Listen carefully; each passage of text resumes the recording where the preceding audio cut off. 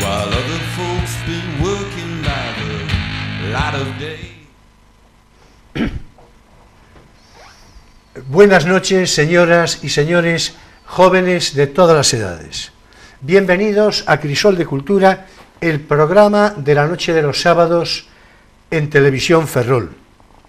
Saludos cordiales a cuantos nos siguen a través de Internet, incluyendo, claro, de manera muy afectuosa a nuestros espectadores de Hispanoamérica.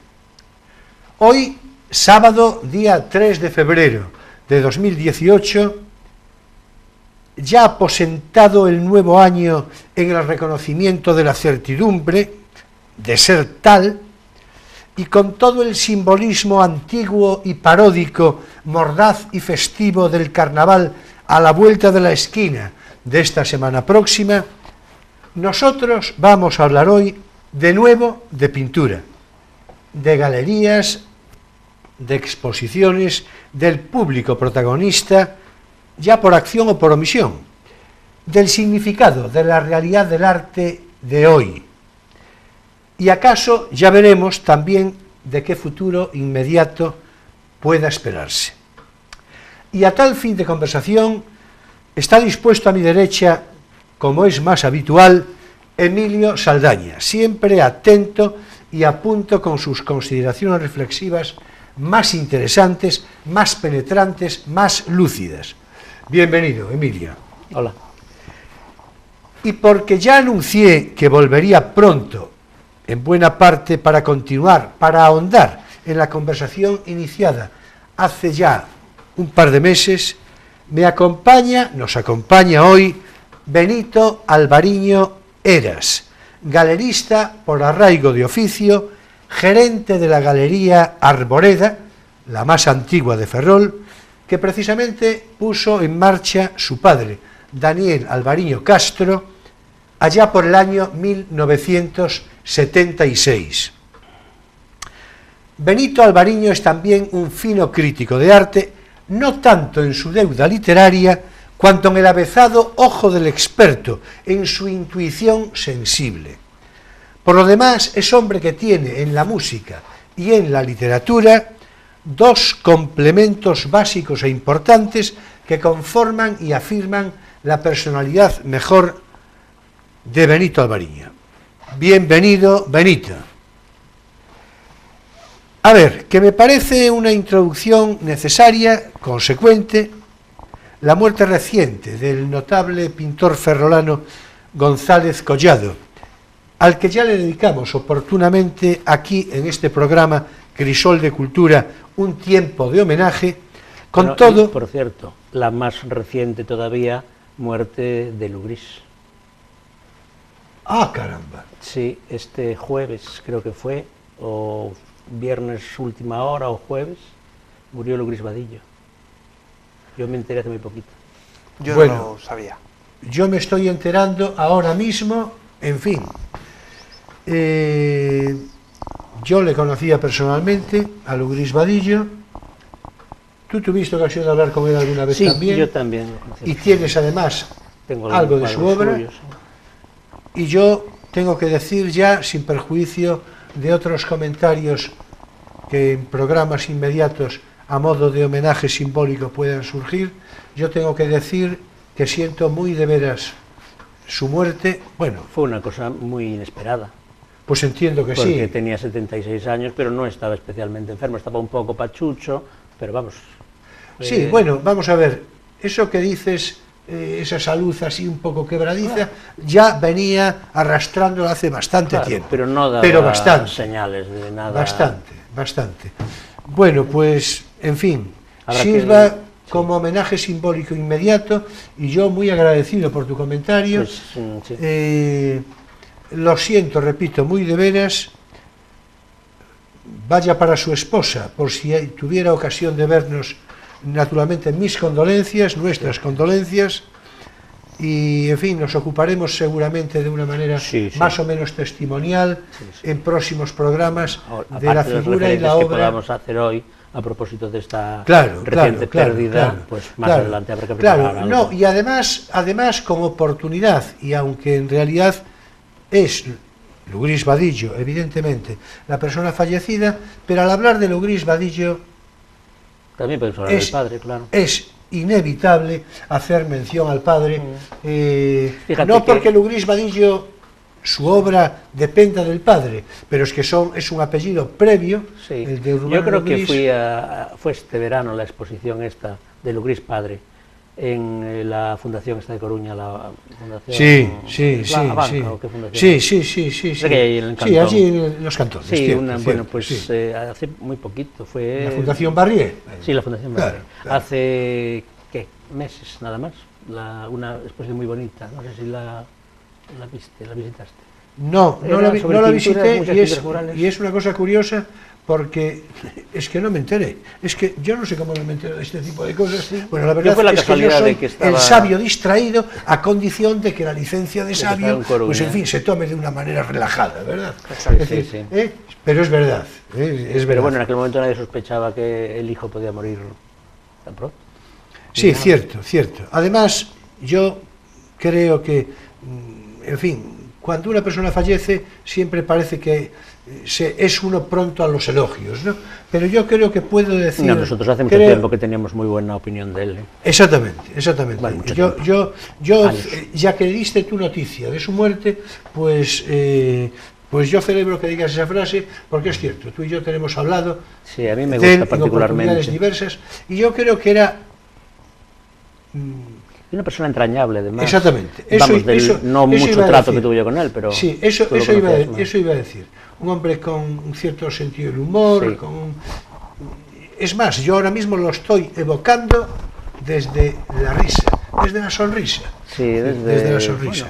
Esa Bueno, exposición donde vino él...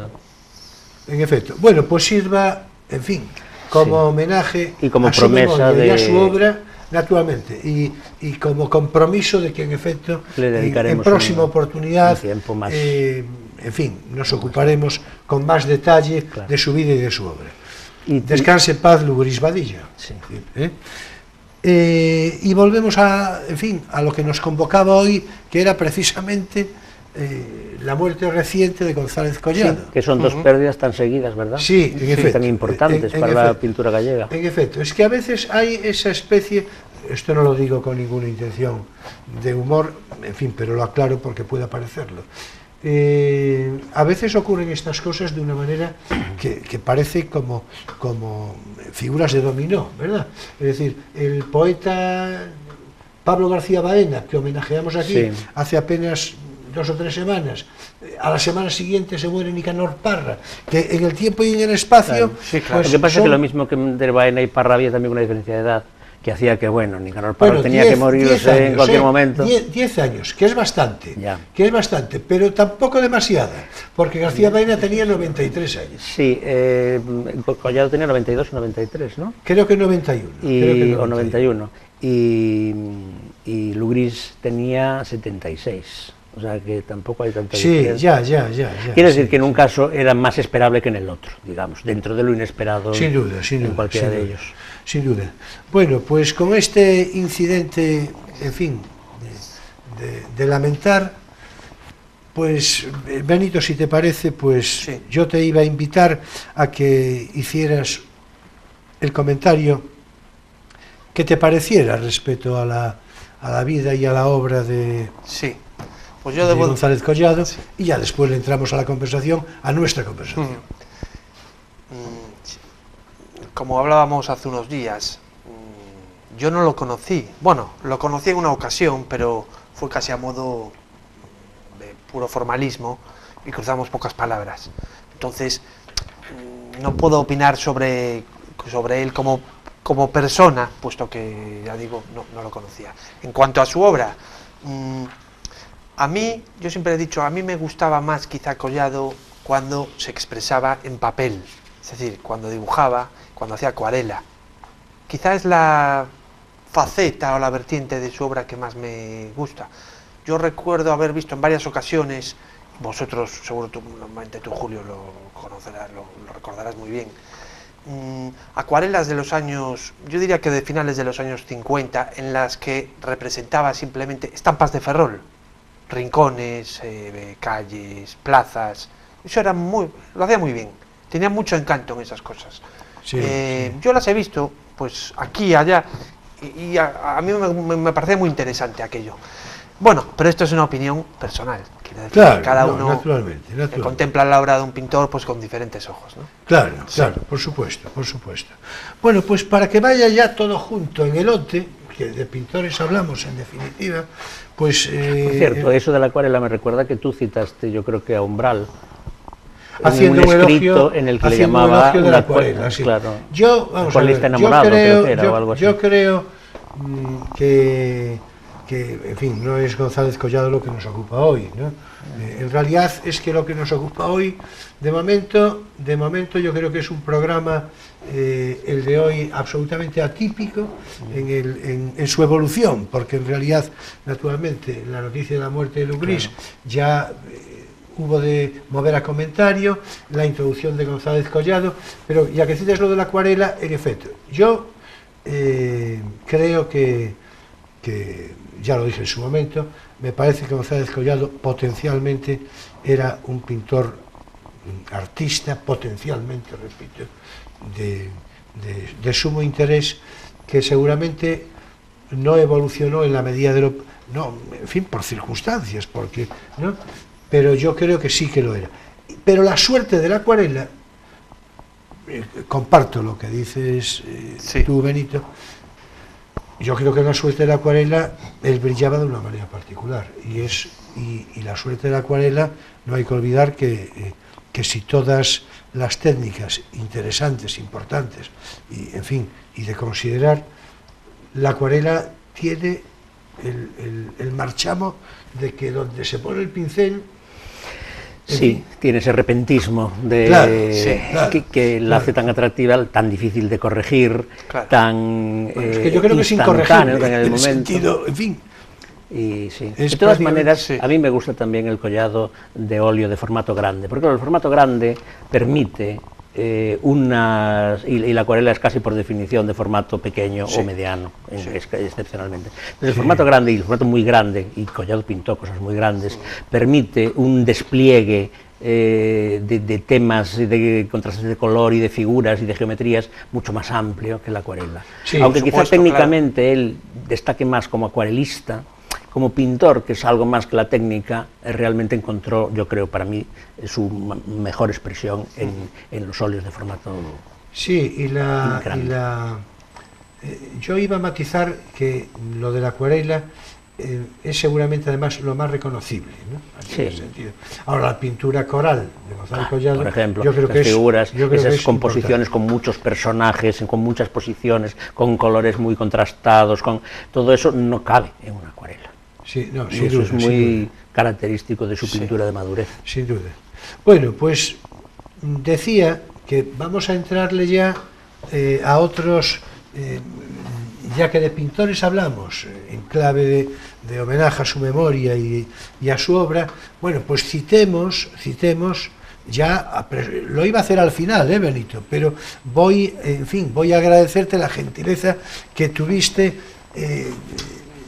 Ya tendréis ocasión de ver, los espectadores, que, en fin, a mi espalda hay un óleo muy interesante, y aquí al frente de nuestra mesa otro. Estos dos cuadros naturalmente se exhiben por la gentileza de nuestro invitado, de Benito Alvariño. Son dos cuadros sumamente interesantes que, sin perjuicio de lo que él pueda decir, en todo caso, este que luce a mi espalda lleva por título Pintor y Modelo, y es de un pintor catalán, Joan Capella, ya fallecido, por la referencia que tengo a tu través, ¿no? Efectivamente. Sí, claro. Con influencias cubistas muy evidentes. Sí, un poquito de matiz tiene también, ¿eh? Sí, en las líneas muy marcadas, totalmente. Y de Y color. subrayo lo de seguidor de los españoles de la Escuela de París, de la denominada Escuela de París, y anotaba yo que se trata en todo caso de un cubismo atemperado. Lo que no tiene de adaptado- matiz es el colorido, no es nada fácil. Claro, no, adaptado a su propio sentido de la línea, de la composición. Para mí, desde luego, con un resultado particularmente atractivo, ¿no? es bonito. En cuanto al que se muestra frente a nosotros, pues es un cuadro de otro pintor, también catalán, Raymond Sunyer. Raymond Sunyer. Sí, cuyo título, Árbol solitario, aproxima una síntesis de parquedad expresiva, pero desde luego rotunda y lúgubre, un poco árida, te decía a ti, ¿no? Sí. De una cierta aridez, pero yo creo que ahí está su virtud. Sí, antes comentábamos que estábamos de acuerdo en que tiene un perfume metafísico Sin duda. a lo italiano, Sin duda. entre sin otras duda. cosas porque, como se verá después, yo tengo cierto interés en eso italiano. Sí. Bueno, de hecho, teníamos aquí una referencia en imagen. Sí, el trabajo que ha salido en imagen no se correspondía con el trabajo del que estábamos, con el cuadro aquí expuesto.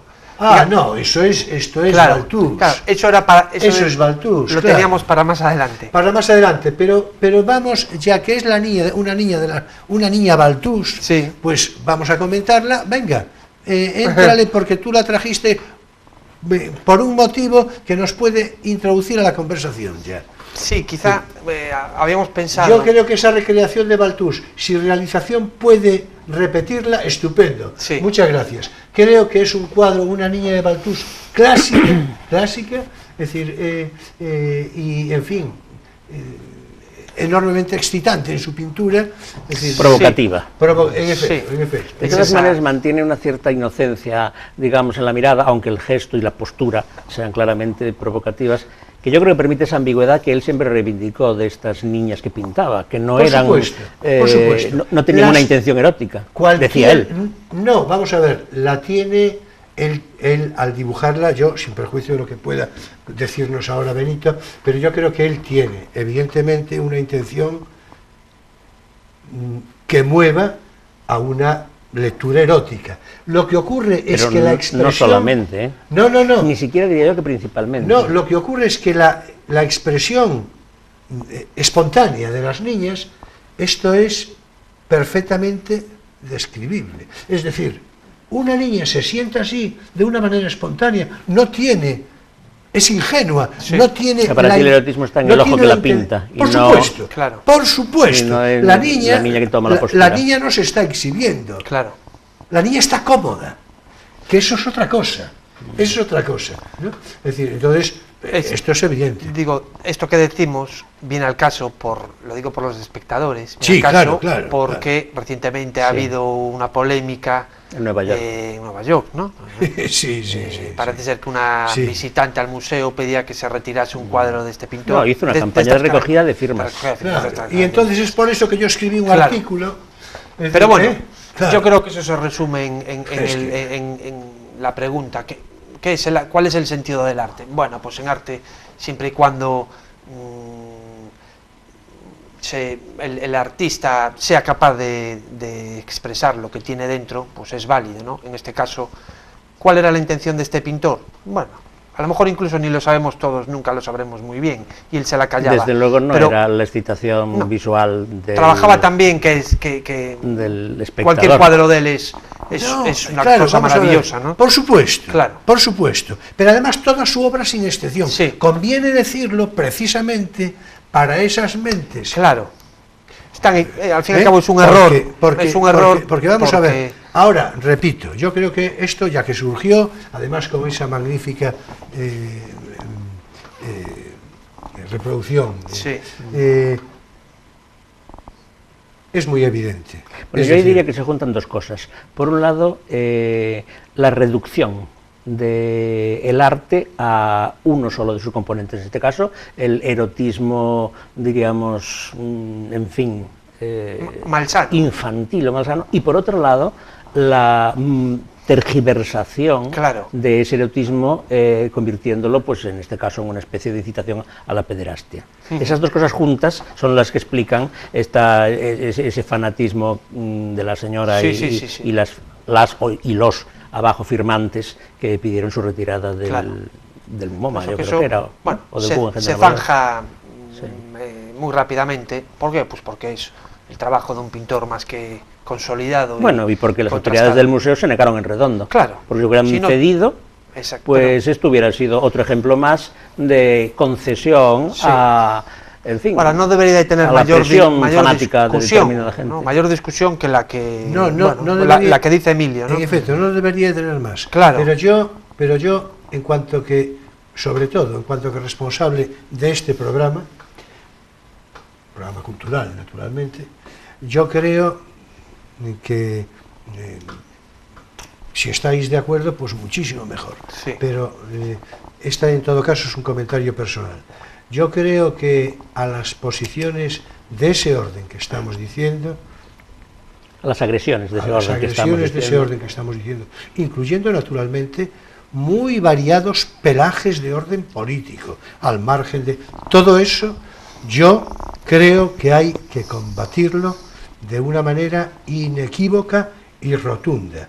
No puede ser que la necedad, la mediocridad y el mal gusto impere o trate, en fin, ¿cómo diría yo?, de No, simplemente, marcar las conciencias. claro, Sí, haga sí. retroceder al Sí, arte y su libertad. Por sí, supuesto. no En puede efecto, la funcionar. clave es la libertad.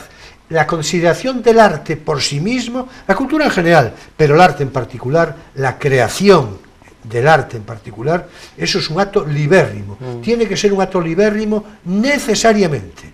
Además, Si no es otra cosa. Este tipo de actitudes lo que hacen es reducir el arte a un papel que ellos le prescriben a priori. Claro. En este caso, el didactismo, la conformación de las buenas conciencias, que podía ser en el siglo Claro. XVIII la moralidad pública, Claro. o podía ser en el mundo islámico la concienciación de las mujeres de su inferioridad. Claro. El arte no tiene un fin determinado a priori.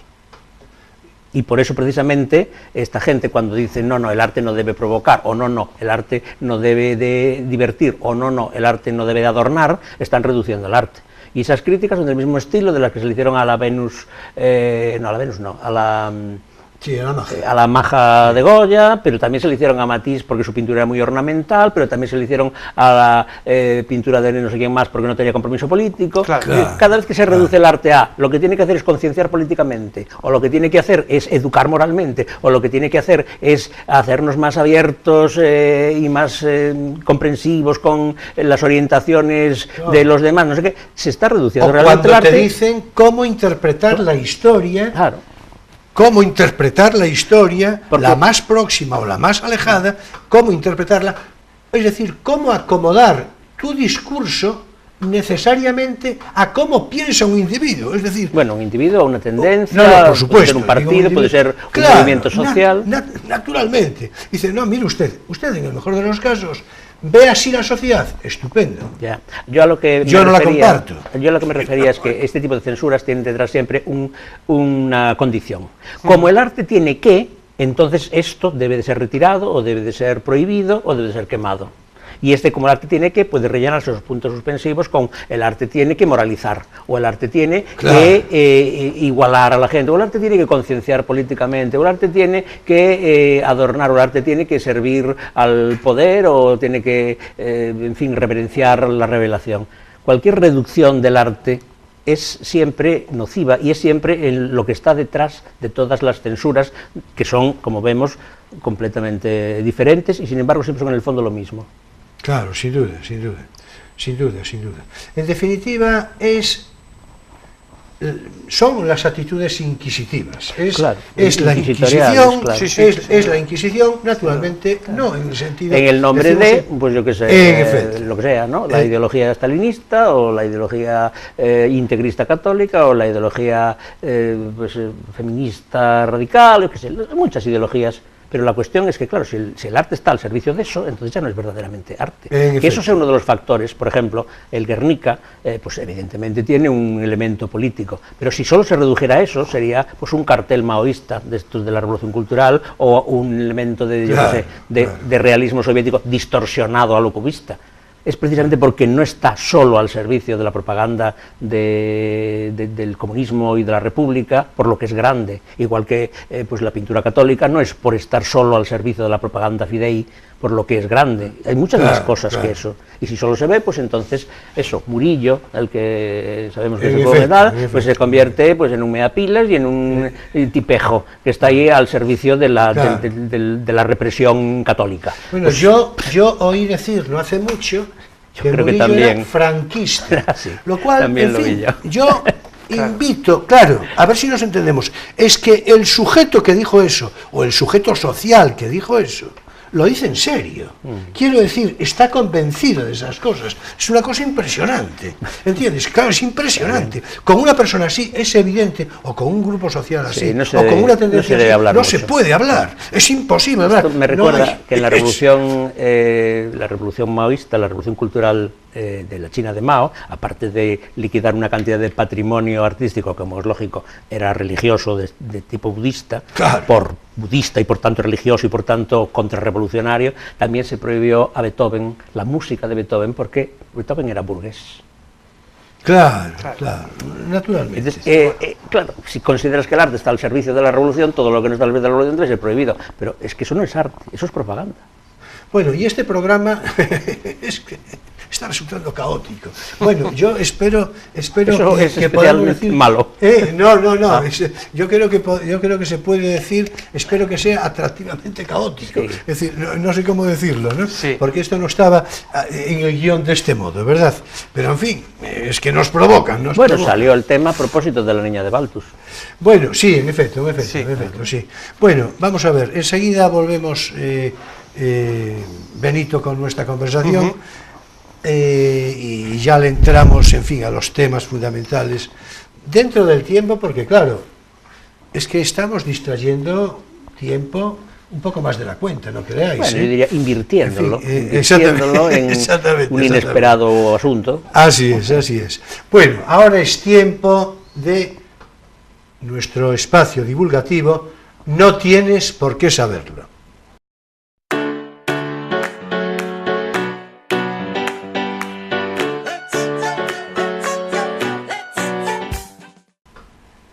Y corresponde esta semana turno para nuestra recomendación de lectura, de tal manera que yo tengo un libro naturalmente para recomendar y a ver qué tiene previsto Emilio para comentar. No se parece en nada. ¿Por dónde quiere? Hoy vienes libérrimo y como estamos enganchando ahí con el tema de que el arte es básicamente la libertad de la expresión, en efecto. Diversas búsquedas, yo diría. Pues yo te invito a que seas tú el primero en esto. Bueno, bien, pues empezaré por mí, pero ya te voy anticipando de que, como conozco el libro que vas a recomendar, no solo me complace el título y el autor, que lo sabes, sino incluso la propia edición que trajiste, que además rememora mi primera infancia. Sí, es que es casi de anticuario esta edición ya.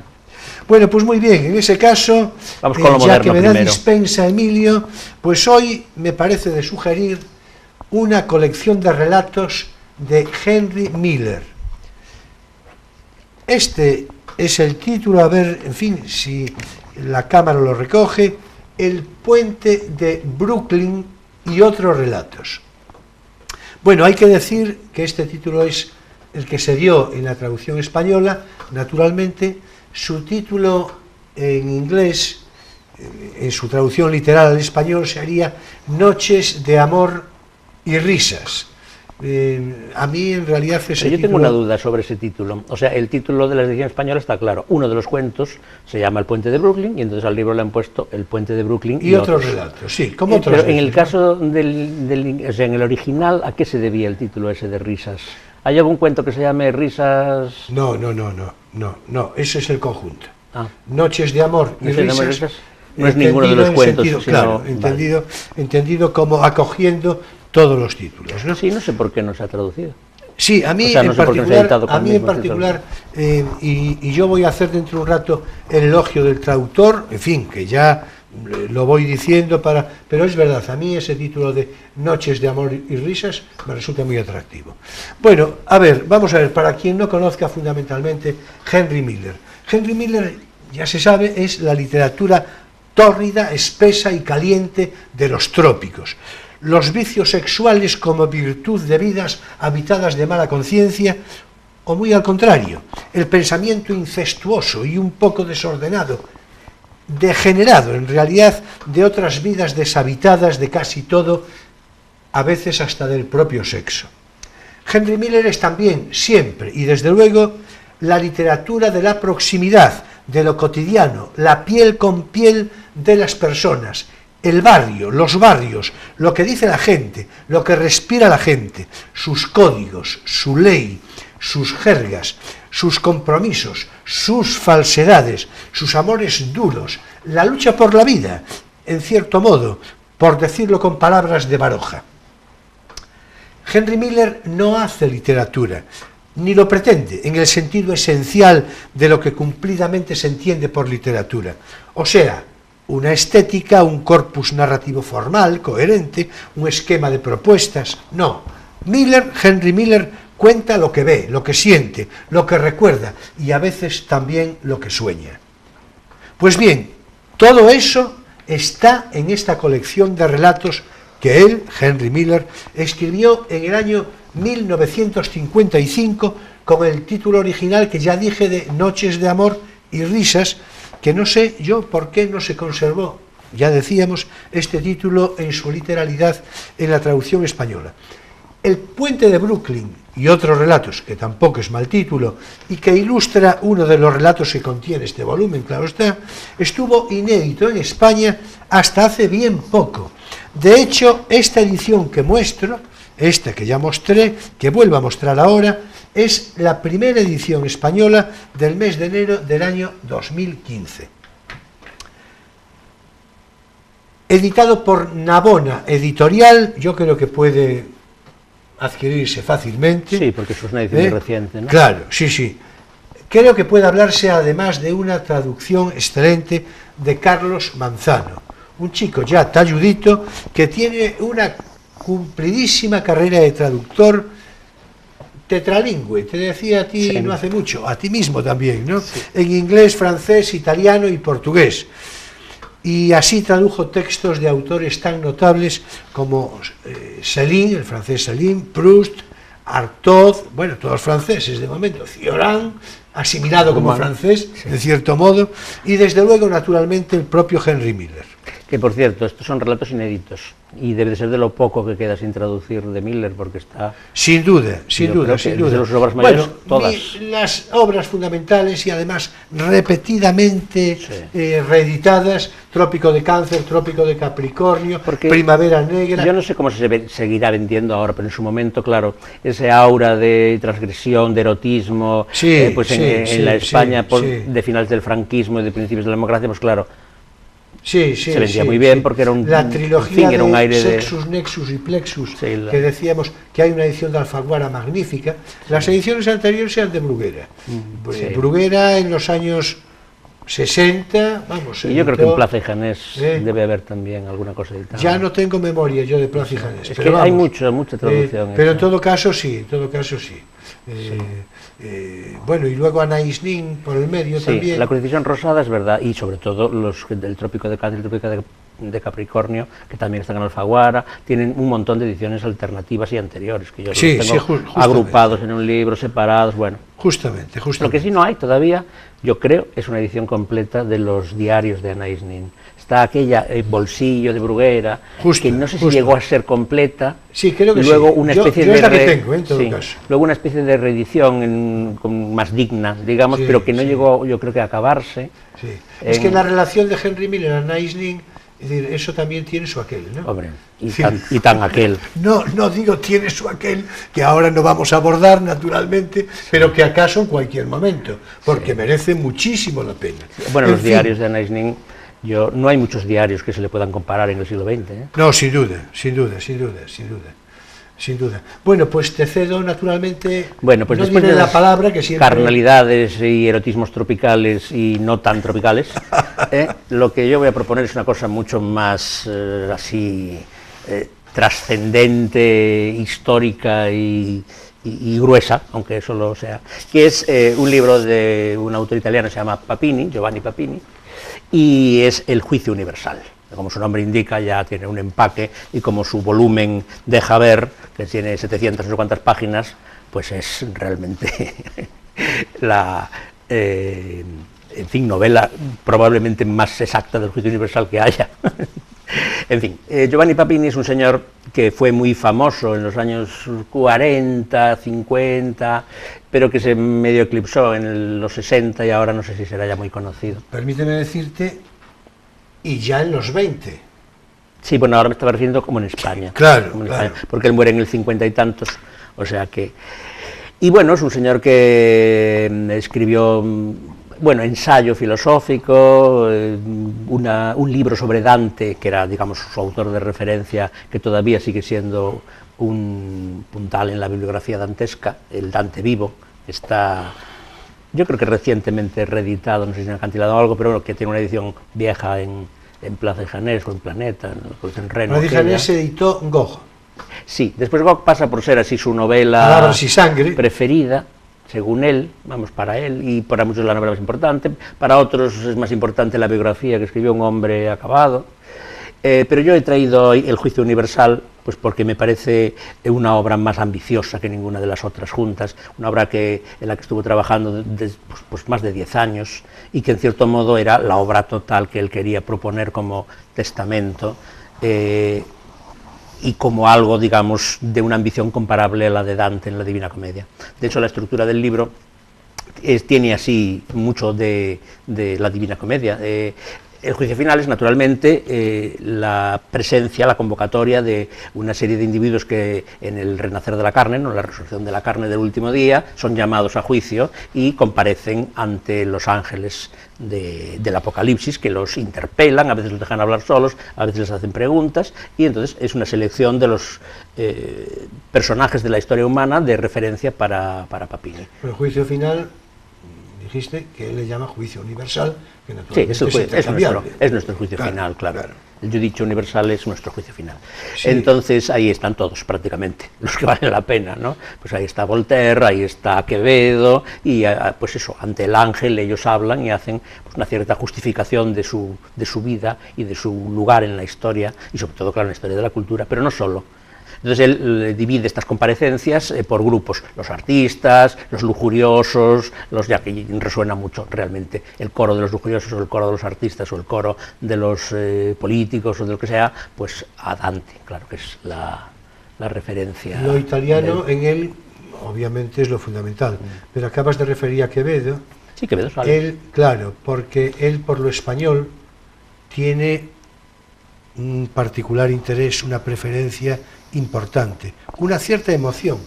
Él era muy amigo epistolar, pero tenía una particular admiración por Unamuno.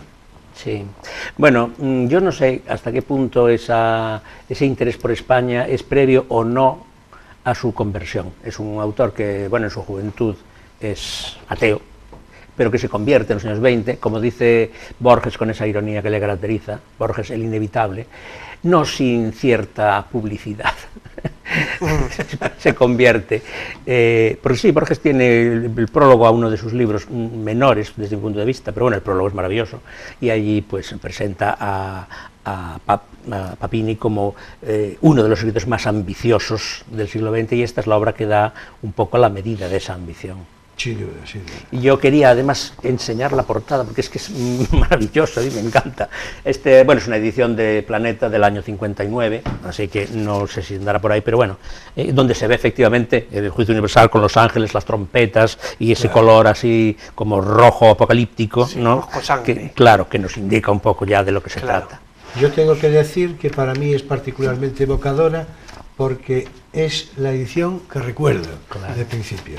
Y como decíamos antes, incluso un libro bien práctico.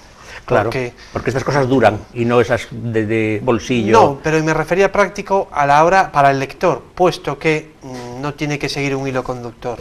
Claro. Un día se pone con Quevedo y con es un Voltaire, libro, claro. Y al día siguiente con... Claro. Como la historia del juicio final, ya sabemos cómo acaba, pues no te lleva a necesitar seguir la historia para entenderla, sino simplemente tú puedes coger a Fidias, el capítulo de Fidias, o el capítulo de Quevedo, o el capítulo de Voltaire, Y bueno, todos ellos son interesantes. Y seguramente será muy instructivo también. Sí, porque además él era un hombre de convicciones y de opiniones muy contundentes. Sin duda, sin duda. Muy contundentes. En su segunda fase, digamos, la cristiana, escribe cosas como pues, el libro sobre San Agustín, que todavía se lee hoy con gusto y con interés, y su famosa y polémica biografía, iba a decir, pero bueno, El Diablo, ¿no? que causó en aquel momento mucha polémica, porque él defendía más o menos la vieja teoría de la apocatástasis, esa idea que es de Orígenes y de Gregorio de Nisa, de que al final todos nos salvaremos, incluido el diablo. Es decir, la misericordia de Dios podrá sobre la justicia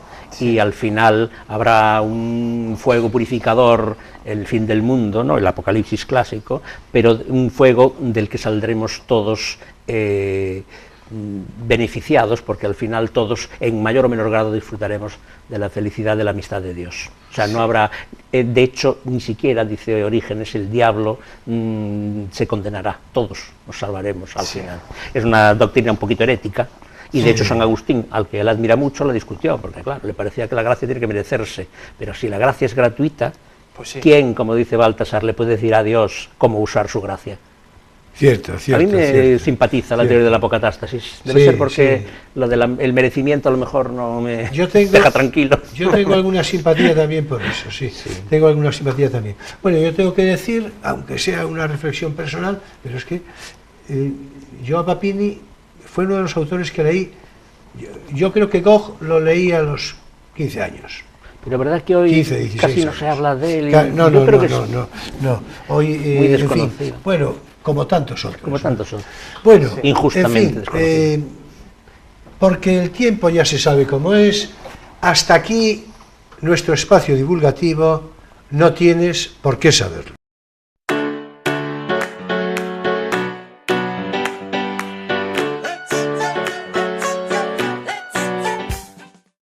Por cierto, y tenía que decir al final, confío en que haya alguna edición asequible y a la venta hoy, moderna, supongo. No sé, bueno, ¿verdad? en todo caso, yo creo que lo hiciste muy bien trayendo esa atractivísima pero para enseñar, edición, ¿verdad? ¿no?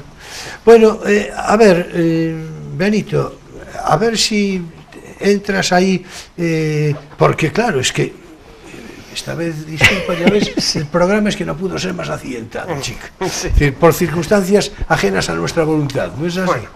Bueno, vamos a ver, porque dentro de un rato me van a decir, en fin, que te toca recitar. Claro.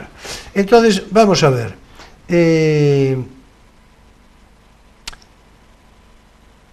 Más o menos el guión orientativo que teníamos, yo creo que el comentario que hicimos sobre Balthus fue oportunísimo, porque mira por dónde nos introdujo. Sí, porque el tema es el arte moderno, ¿no?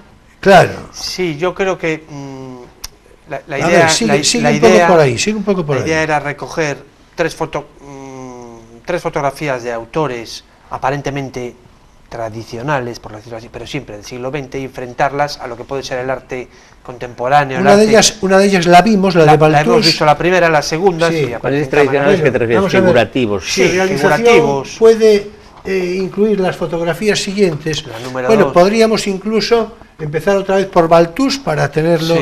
¿Qué más has la elegido? Muestra, si realización puede hacerlo, la primera muestra en efecto. Eso sería Balthus. Claro, que al fin y al cabo, pues bueno, vemos todos que es un pintor que tiene unas fuentes clásicas, académicas, aunque después, pues bueno, tiene su forma de interpretar y de recrear su mundo. Naturalmente. La siguiente sería, en fin... La siguiente, pues eso es un óleo de Kitag, ese pintor que, bueno... Que lo comentamos hace un rato, sí. Sí, Kitag, que corresponde a esa escuela inglesa de Freud y de Bacon.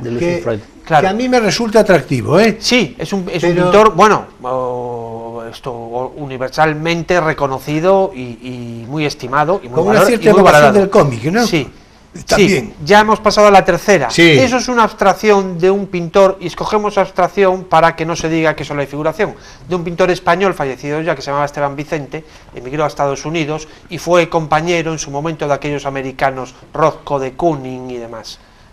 Entonces, esos digamos que son... Yo tuve una compañera en el centro que estaba haciendo su tesis sobre Esteban Vicente, precisamente. Sobre Esteban Vicente, un magnífico pintor, una porque además... una vez que uno lo conoce y comprueba la evolución de Esteban Vicente, pues bueno, se da cuenta de que hay un pintor con todas las consecuencias, Sí, sí, hasta sí, derivar bueno, pues en la abstracción, en la falta de evidencia. Claro, con un cromatismo muy personal, por Sí, otra parte, ¿no? sí.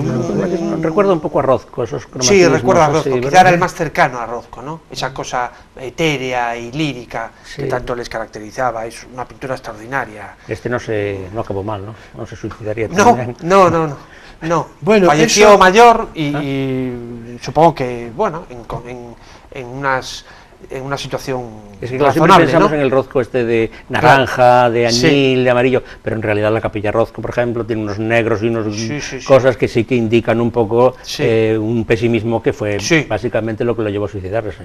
O sea, que no todo Pero bueno, es es- colorista en Rozco, ¿no? ni mucho menos. Por eso preguntaba si este también se parece en el lado negro. Bien, en ese caso, Y no. vamos a ver. Entonces, Vamos a comentar claro. precisamente por ahí. Entonces estos, digamos, que los hemos elegido como pintores de caballete, de brocha, el pintor con lo que todos entendemos por ese oficio. ¿Qué sucede? Que hoy en día yo entiendo que retomamos lo que decíamos en el último programa, hay una gran confusión, se ha confundido al público, se ha creado un entorno, un círculo de críticos, museos, ferias de arte contemporáneo, en los que parece que prima una forma de expresión que tiene que más que ver con lo conceptual y se deja a un lado la pintura, el hecho del pintor per se. Si podemos ver dentro de un momento las siguientes fotografías, corresponderán Sí, pues, sí. a ese tipo de arte conceptual que hablamos, Claro, esas claro, instalaciones que vemos en tantas ferias de arte y en tantas suplementos culturales, y que al fin y al cabo tampoco son, quiero decir, suceden desde hace ya muchos años, ¿no? Pero todo esto sirve para ilustrar pues ese asunto del que queremos hablar y que puede ser el que Claro, más preocupa hoy en día. Y que, por cierto, hoy tampoco vamos a tener oportunidad de abordar suficientemente, pero ya te voy diciendo que el próximo programa sí. Es decir, Nosotros somos de prometer. El próximo programa sí. Sí. Pero bueno, quiero decir, pero sigamos por aquí ahora, ¿eh? Exactamente. Es decir, que sigamos por aquí ahora, porque yo creo que es muy interesante. Es decir, a ver si tenemos O oportunidad. sea, la contraposición de las imágenes que nos traes Exactamente. son... Es precisamente, ahí tenemos una de ¿Veis? ellas. Eso es, por ejemplo, una de las instalaciones que hemos elegido al azar, como podrían ser. Esos son unos columpios, una serie de columpios colocados en una sala. En la siguiente, pues la estamos Tenemos- viendo, una persona observando, no sé si son unas bolas de plástico colocadas atadas con unas cuerdas. a con un unas punto, cuerdas, Todas, ok. y seguramente habrá alguna más. Eso, pues en cualquier ciudad europea, esos gigantismos Eso es muy que de ahora Koons, ¿verdad? abundan, Sí. muy de Jeff Koons y de Sí. público, Bueno, eso o esa serie de- es otra muy característica. muy característica, Sí, ¿no? Esos es- cables que... claro. Entonces, detrás de todo esto, bueno, se supone que hay un concepto, una idea que el artista ha tenido y que trata de mostrar al público y de expresar por medio de esas instalaciones. Pero a lo que vamos es, ¿dónde está la línea, dónde está la frontera que nos indica que ese artista tiene suficiente talento y capacidad para hacerse llamarse, para llamarse artista, para que el público y los críticos lo puedan considerar como tal? Cuando vemos que esas formas de expresión, bueno, parece que tienen por lo menos poco mérito de ejecución, ¿no? Sí, yo creo que Bueno, pero por definición el arte conceptual tiene que despreciar la cuestión de la ejecución. Exactamente. Porque una ejecución buena o, digamos, interesante es precisamente lo que capta la atención y la distrae del concepto. Sí. Es voluntariamente eso Entonces, lo que hacen. el artista, digamos que por su discurso, por su capacidad intelectual, dota al objeto que elige, bien sea, pues como hemos visto, unos cables o un objeto encontrado, ¿no? Sí, al azar. el famoso urinario de Duchamp. Efectivamente. La fuente. Entonces, sí, al que nos habíamos referido. Sí, por ya cierto. nos referimos una vez, Sí. porque es un poco el principio de todo esto. ¿eh? Sí, claro. sí. Entonces, Parecía remoto, pero le sí. otorga ese aura de elemento artístico, de obra de arte. Es como el rey Midas, que toca una botellita y la convierte Claro. en arte, es decir, en oro. Eso es. Pero eso es verdad. Pero ¿O es como taumaturgia?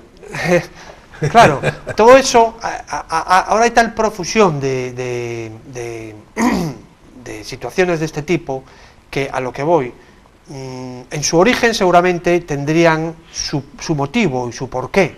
Hombre, se ha Pero- perdido, por ejemplo, el momento provocador, porque ahora ya no sorprende nada.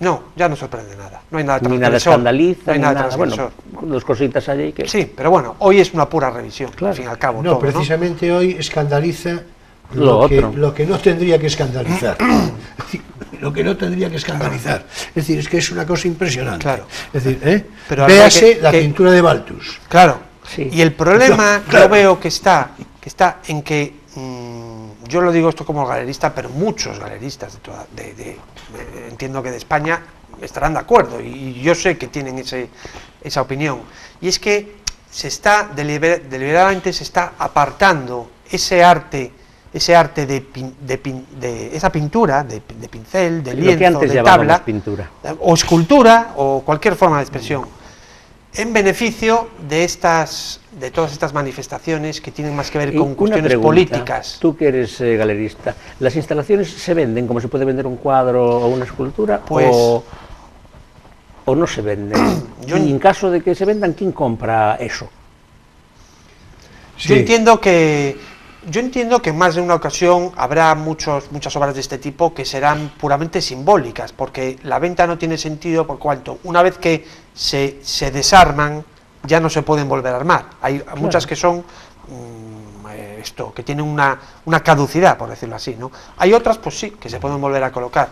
Yo entiendo que más bien dirigidas a museos, a colecciones de museos, ¿no? Sí, ¿no? Como los Colecciones de grandísimos museos. formatos que se ven Sí. continuamente, que es una cosa que no cabe en ningún edificio normal. Eso es lo que veníamos comentando. Claro, se está separando claramente al ciudadano de a pie, al público, al aficionado al arte, se le deja a un lado y se ensalza Hombre, a todos estos... Yo diría al ciudadano comprador de arte, porque el ciudadano espectador no. No, Quiero decir, precisamente- el arte burgués es claro. un arte que se hace para comprar y vender. Sí. El otro arte no era para los ciudadanos más que para ver. El arte eclesiástico, pues se disfrutaba, tú ibas a la iglesia, lo veías tal y cual, dejando aparte las finalidades que tuviera. Sí. El arte que tú te podías llevar a casa es casi pues un invento que sale de la aristocracia pues con la burguesía, porque antes los únicos que podían tener en su casa pues a Botticelli, evidentemente, eran Claro, los Medici. Claro, Pero es la que aristocracia, sí. ahora ha aparecido otra vez un arte que el ciudadano, el burgués, no puede llevarse, solo puede ser un espectador pasivo, como era el fiel medieval y tal, o si no, ser un aristócrata, que tienes una casa y con un salón con 50 metros de altura y no sé qué, y ahí puedes meter lo que quieras, porque si no, tiene que ser una fundación, tiene que ser Claro. un museo, tiene que ser... Pero yo por eso iba a decir que algo comentamos entre nosotros, ¿no? Eso que decíamos como el arte como suceso efímero, ¿no? Sí, En realidad eso es un suceso. La obra de arte no connota utilidad.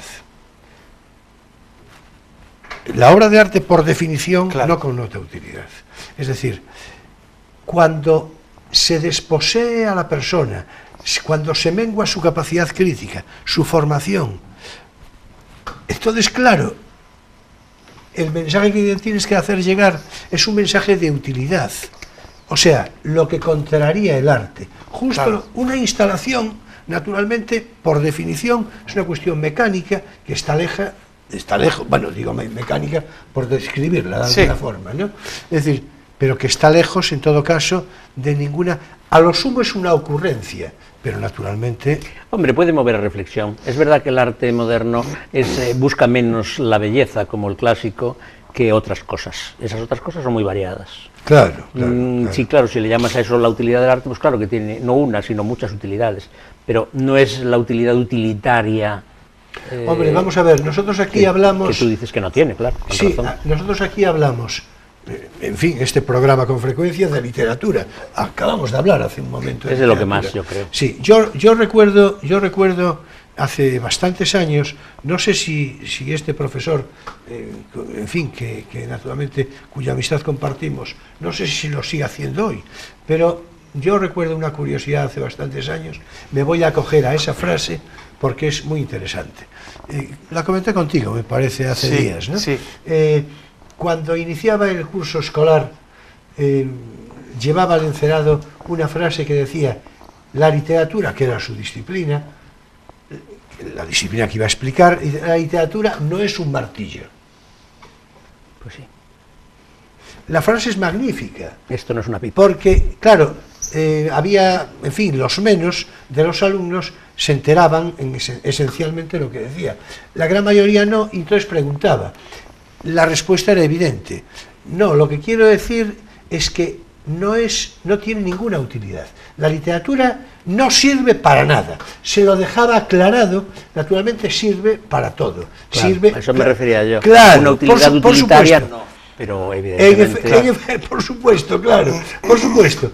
Esa, bueno, me permito recoger esta frase, recordándola, porque me parece sumamente descriptiva y aplicable seguramente a situaciones... Pues imagínate cuando me preguntan a mí para qué sirve la filosofía. Claro, Puedes claro. poner en la situación, ¿no? Para amar a la sabiduría con pasión. Sí. ¿No es así? Bueno, eso es otro de los aspectos que hemos comentado sobre el arrinconamiento que está teniendo las humanidades artísticas, las humanidades, en contraposición pues con una sociedad resultadista, como decíamos, que solo busca el resultado inmediato, ¿no? Eso es otro de los aspectos de los que deriva todo esto. Pero mira, si el arte es solo para que se vea, para espectadores, para hacer colecciones que pasen por allí y tú pagues una entrada y tal, pero no para comprarse o venderse, entonces es lógico que se hayan impuesto cosas como los macroformatos, las instalaciones, etcétera, porque son para ver. El poseedor de eso, en caso de que lo haya, pues tiene que ser una fundación o un museo tal. El arte para tener en tu casa, y además para tener en tu casa sin que seas un aristócrata o un potentado de la Iglesia, es otra cosa distinta y está, yo creo que retrocediendo claramente entre por lo menos el arte de prestigio. Sí. O sea, quiero decir, Picasso, por ejemplo. Picasso hace el Guernica. El Guernica no es para que nadie lo compre y se le lleve a su casa, pues no cabe en ningún sitio. Sí. Pero ya lo hace con esa intención. Ahora, la mayor parte, la inmensa mayoría de las cosas que hace, se podían venderse y se compraron y andan por ahí. Ahora ya no están, claro, casi ninguna en casas particulares, pero podrían estar perfectamente. Sí. Bueno, ya que surgió el Guernica, por segunda vez, me parece, comentado hoy. ¿Hoy?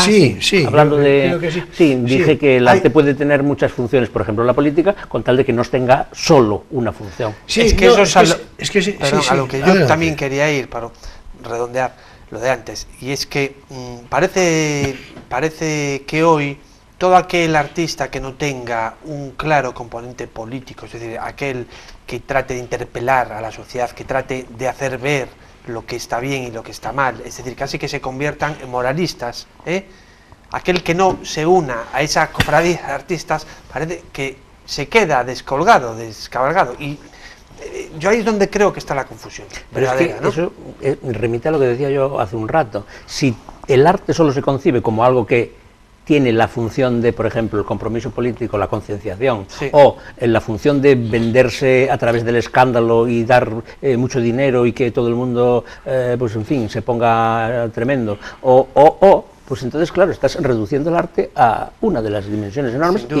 y muchas veces la menos interesante. No, por eso iba a citar yo lo del Guernica.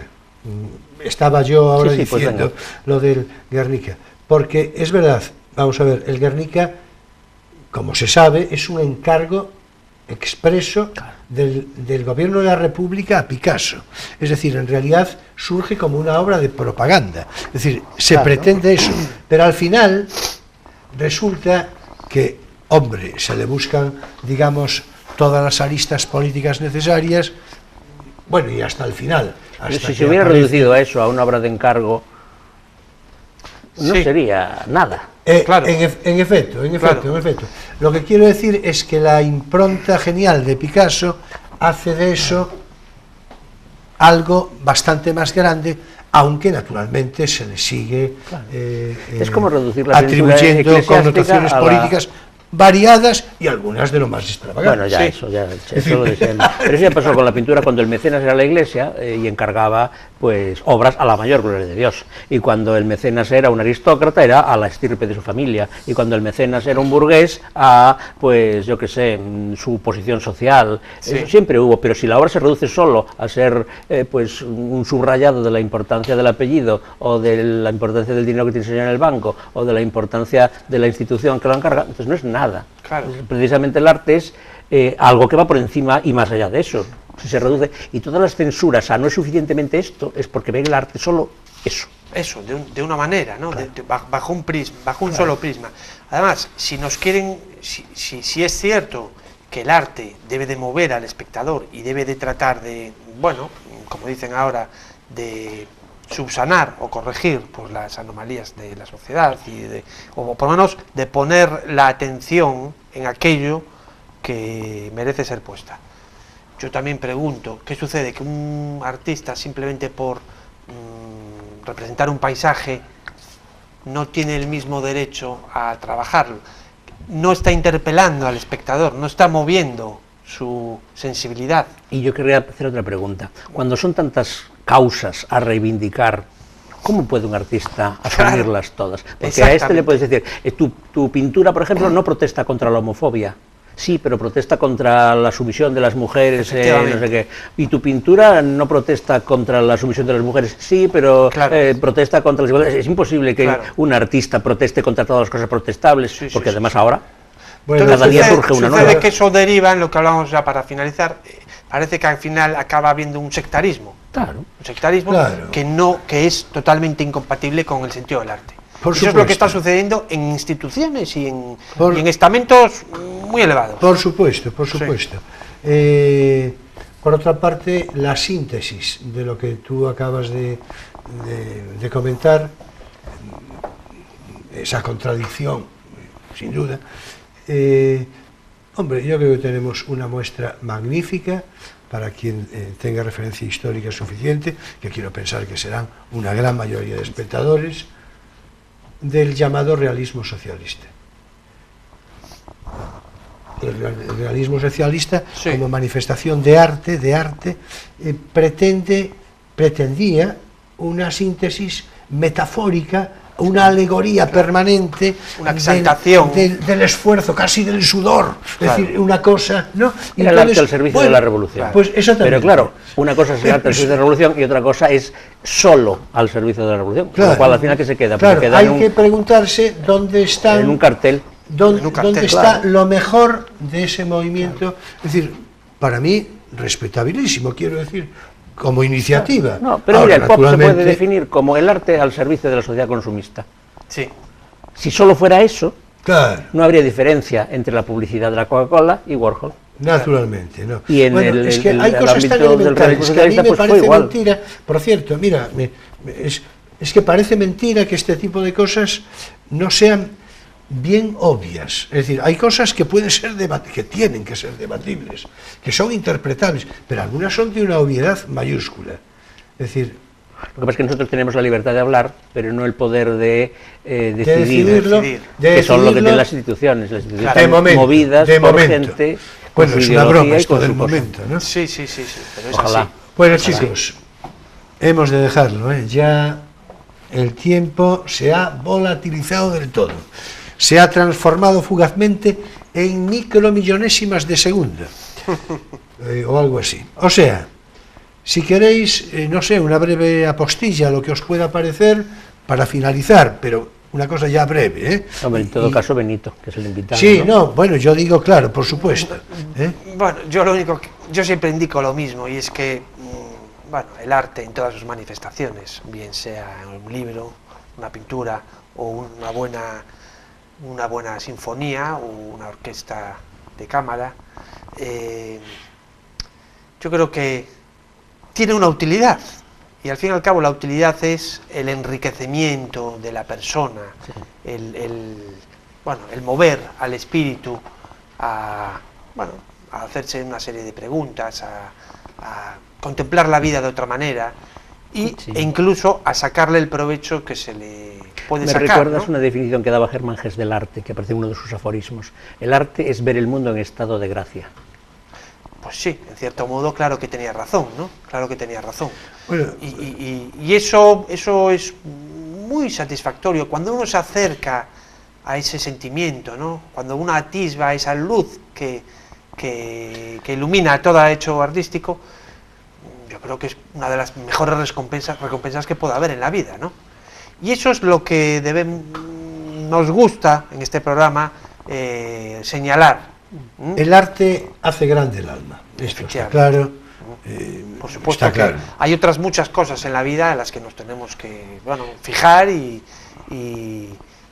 sobre las que tenemos que hacer hincapié, pero el arte no debe ser olvidado, y hoy en día yo creo que la inquietud que antes parece ser que manifestaba la sociedad por las cuestiones artísticas, yo no sé por qué hoy en día parece que bueno, está esas son pedagogías, ausente, ¿no? Pedagogías no pertinentes, ¿no? Seguramente. Sí. En fin, ya dije, el tiempo se ha ido. Sí. Ahora es el momento para nuestros versos de cada semana. Ahora es el momento de Poesía eres tú.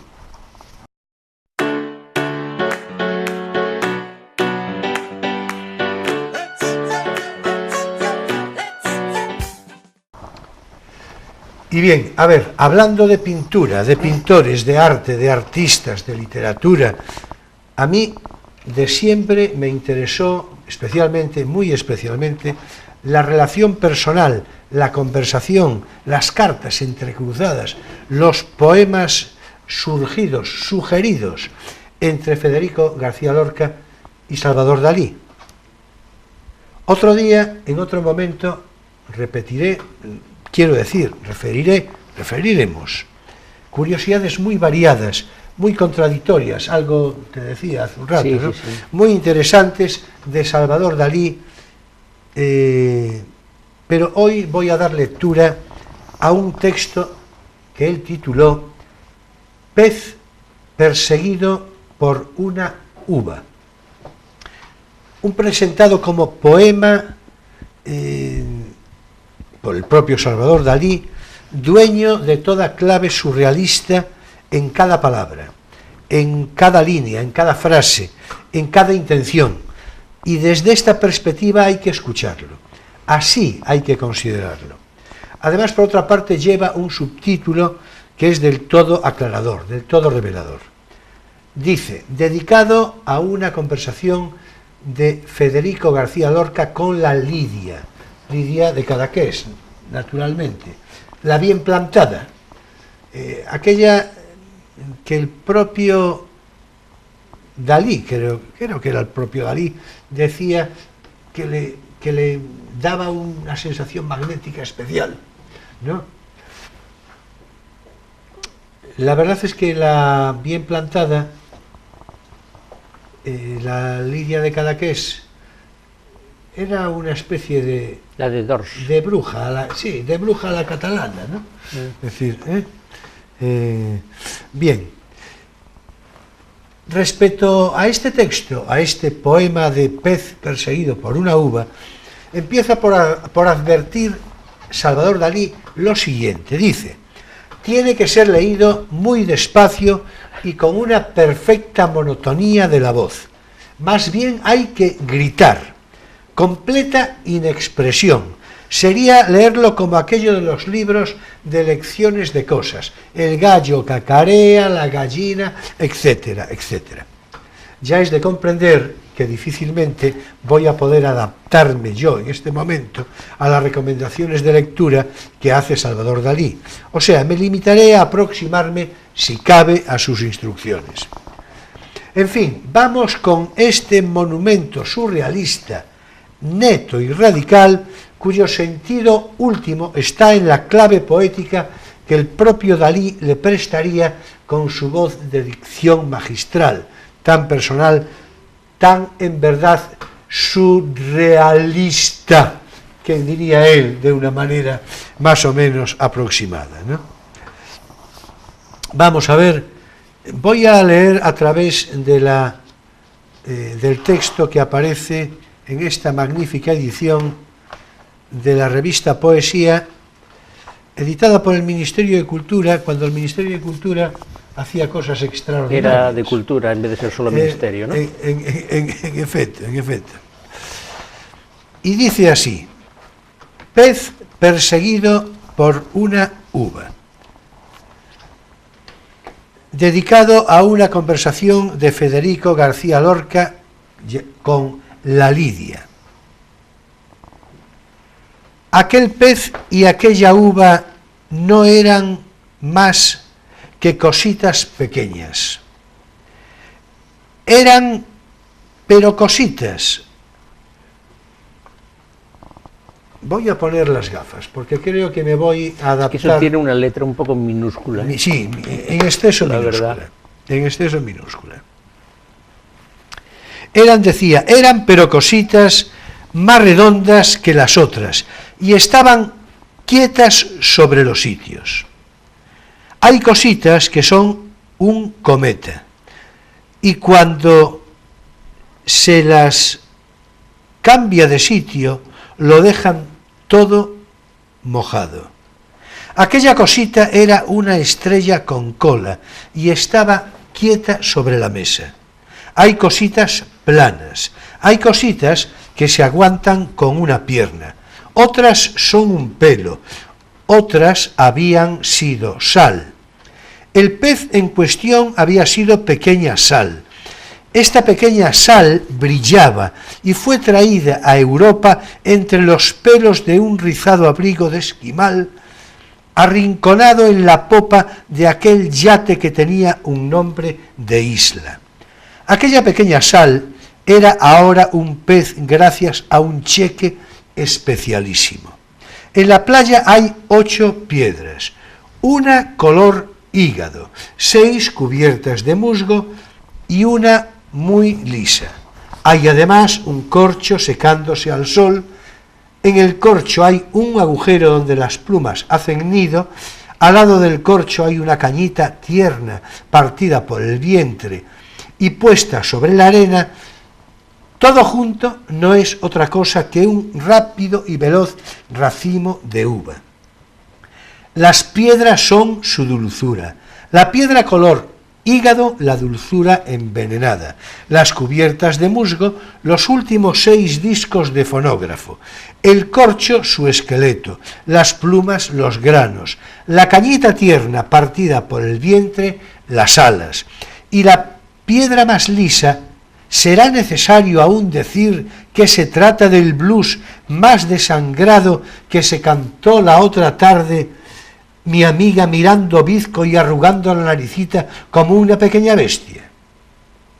Era precisamente aquel racimo sumergido en el fondo del Cap de Champagne el que me acababa de evocar la luz de las viñas de Cadaqués. Yo intentaba hacer comprender a aquel pequeño pez por medio del ligero temblor de mis cartas, sin interrumpir por esto mi partida de póker con la baronesa X, como allí los días de final de agosto en que para el aire se oye el ruido del endulzarse las viñas, que es un ruido parecido al que hace la lluvia sobre las perdicitas. Fue en este momento, y quizás a causa de la agitación que produjo en el brillo de las joyas de la citada baronesa, el recuerdo momentáneo de origen de pequeña sal del pez, que la uva se lanzó emocionada y veloz a su persecución. Este, gracias a una hábil transformación en el brillante de la sortija de mi novia, huía disimulado en su dedo, llevado vertiginosamente por el auto que yo mismo guiaba.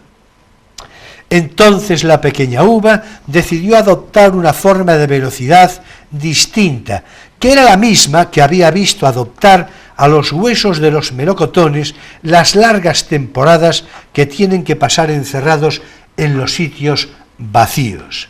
Así es que empezó a disminuir de tamaño hasta ser una pequeñísima uva de la que muy pronto solo quedó orujo suelto, suspenso y volando como una loquita y pequeña constelación de perdigones. Cada vez era más grande la cantidad de autos llenos de bandidos que nos perseguían a tiros. Los bandidos llevaban pequeñas gorritas de lana y algunos lentes para el viento. El camino era una flauta con 8 agujeros, y en cada agujero había un pequeñito burro podrido. Oímos cerca sus motores, echamos la botella de whisky, la tierra se eriza de hojas de Gillette. Un hueso de uva son tus ojos. Oímos el galopar negro de sus caballos. 2 huesos de uva son una pequeña sal. Tiramos el tubo de carmín nieve, oímos resbalar sus trineos. Por fin te has desprendido y echado tu vestido de baile plateado, y un ancho mar con luna nos ha alejado de nuestros enemigos. La pequeña Sal quería equivocarse dentro de un vidrio. Ahora, si quisieras, podríamos hacer durar aquel beso interrumpido en el dancing, pero no es aún la tarde, no está el sol alto. Todas las hierbas, hasta las más finas, tienen un lado iluminado y otro en sombra, como los planetas. Sé el sitio exacto de detrás de la casa donde hay un pequeño escarabajo seco. Sobre una piedra una aceituna está quieta. ¿Ves? No lloro, pero en cambio, si aprieto tus dedos, aplasto los granos de uva de mi merienda, y si quiero recordar tus piernas, no logro sino rever aquel turbador burro podrido con la cabeza de ruiseñor. La aceituna quieta lleva una pequeña falda. Yo tengo una bonita foto de Nueva York. Has gritado poco, ¿eh? No has seguido el consejo de Salvador Dalí. Decía que había que gritar y gritar. Sí, bueno, hay que decir que por entonces te hablé del poema de las cositas. No sé si estabas tú presente cuando lo cité Aquí también. habla de cositas. Sí, bueno, el poema Por de las cierto, cositas. ¿cuándo es esto? Como tal, finales de los 20, año 26, 27, 28. Hay que decir que por entonces, pues Salvador Dalí en la conversación, en conversaciones y en cartas, en relación epistolar que tenía con Lorca, ya le hablaba de su reconocimiento de la poesía como algo. Decía, por ejemplo, deseo que te guste, lo que le mandaba, ¿no?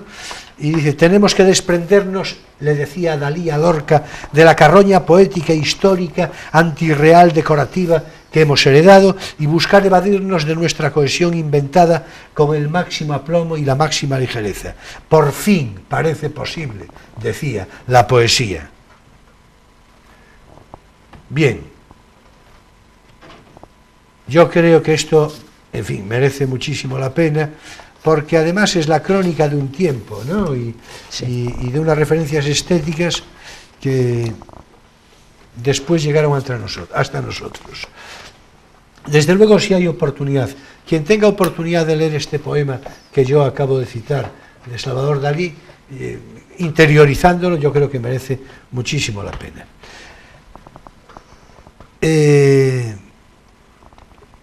En fin, otro día continuaremos refiriendo, ya digo, intimidades, cartas, frases, poemas de Salvador Dalí, directa o indirectamente relacionados con Federico García Lorca. Y con esta expresión de surrealismo poético singularmente daliniano, damos término por hoy a nuestro espacio lírico, Poesía eres tú.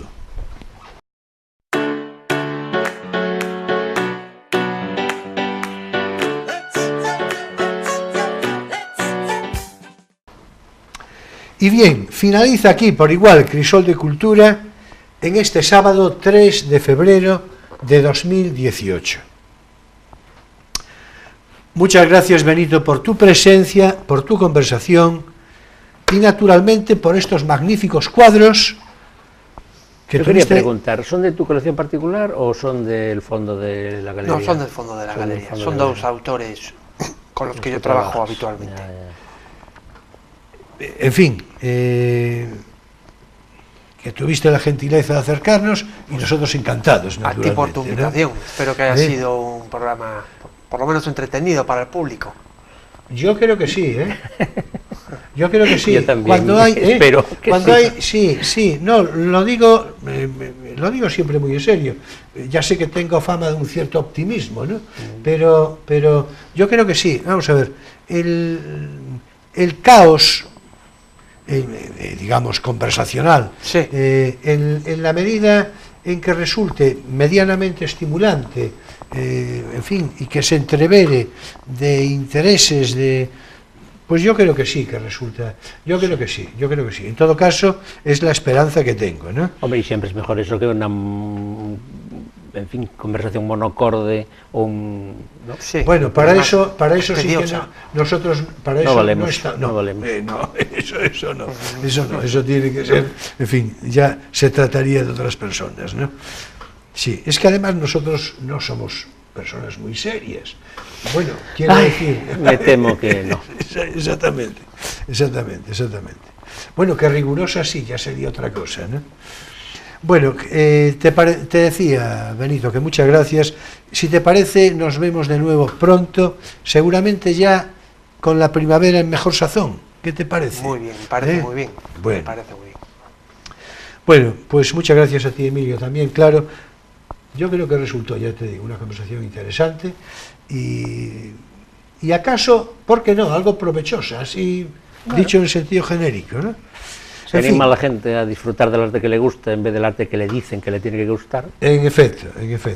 Sí. Y del arte y de las opiniones, y, en fin, y de todo, ¿no? Y de todo.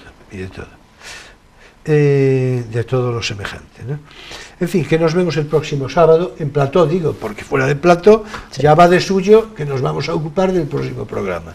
Por cierto, no anunciaré por esta vez quién será el próximo invitado, porque la verdad es que tengo prevista una reunión el próximo lunes con alguien al que tengo muy especial interés en traer al programa. Una persona sumamente notable y singular en su faceta profesional, pero que no es seguro que pueda acudir de inmediato. La verdad, no lo sé. ¿Acaso haya que esperar alguna semana más? Y como tengo esta duda, pues, en fin, nada digo, ¿no? Por otra parte, no depende de mí y, en cierto modo, en realidad tampoco de él, porque la disponibilidad real de esta persona ya veremos cuál es, pero su disposición, su mejor disposición, eso sí, ya lo voy yo diciendo, es toda, en fin, para conmigo y por extensión para con el programa, y es algo que naturalmente él sabe que cuenta con mi gratitud, ¿verdad?